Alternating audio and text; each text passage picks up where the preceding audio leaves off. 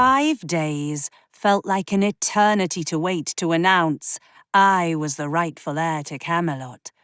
Yet, the tournament had concluded a week ago. I'd been named its victor, and Arthur had been arrested as a spy.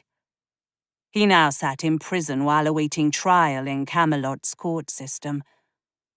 We'd gotten confirmation that I was, in fact, Queen Ingrid's biological daughter yesterday. But there were still no plans to make it public knowledge. The strange feeling of loneliness that had hit me after the tournament's conclusion continued to ebb and flow. Most of the week I'd lacked the focus to try and figure out the cause. At least today wasn't so bad. I stood in front of a mirror in the room I'd been given in the castle. It was 3 times the size of the one I'd used while staying with Emrys in her cabin. In fact, it was larger than the entire flat I'd shared with Aunt Nim back in London. Not that I was complaining, but part of me didn't know what to do with all the extra space around me. The process of moving in had been quick and painless.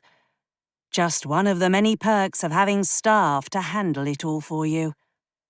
I also hadn't packed much in the way of belongings when Emrys and I had fled London, the night of Nim's murder.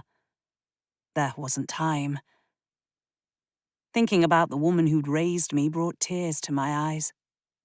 I brushed the wayward drops that managed to slip down my cheeks away with my right hand.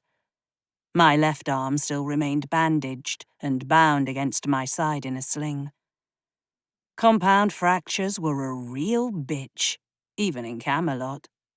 Still, magic was pretty amazing, and the doctors had assured me I'd only need the sling for another day or 2 before I could use my arm without restrictions. A soft knock on the door interrupted my brooding. I straightened my shirt and closed the distance to the door. I pulled it open to reveal a young woman in the royal family's purple staff uniform on the other side of the threshold. "Good morning," she greeted, her gaze focused on a point just beyond my left shoulder. Morning," I greeted, trying to remember if we'd crossed paths in the last few days. "I've come to help get you ready. You have breakfast with Her Majesty," the woman explained, still standing on the other side of the threshold and not making eye contact.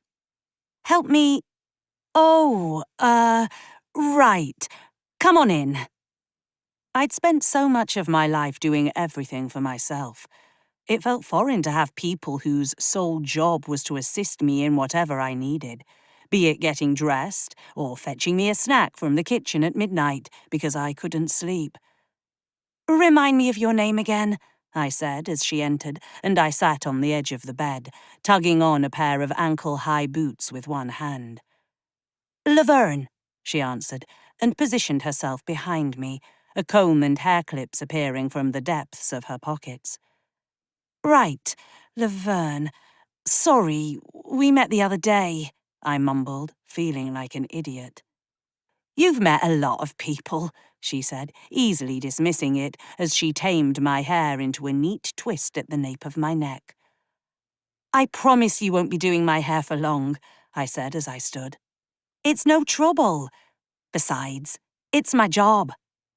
"I know, fuck, sorry. I'm just not used to all this pampering and primping. I'm not—" I trailed off. I was about to say I wasn't a princess, but that wasn't strictly true. I was a princess by birth and blood.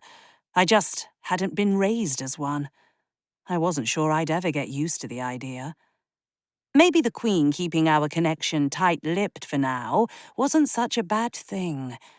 I didn't think I could handle all the extra bowing and people falling over themselves, all because I suddenly had a title. Laverne nodded wordlessly to my partial thought as she helped adjust the sling. "Right, I shall take you to the dining room now, if you like." I appreciated that she didn't assume I knew my way around the palace yet. Besides, as she'd pointed out, escorting me was part of her job too. "Lead on,"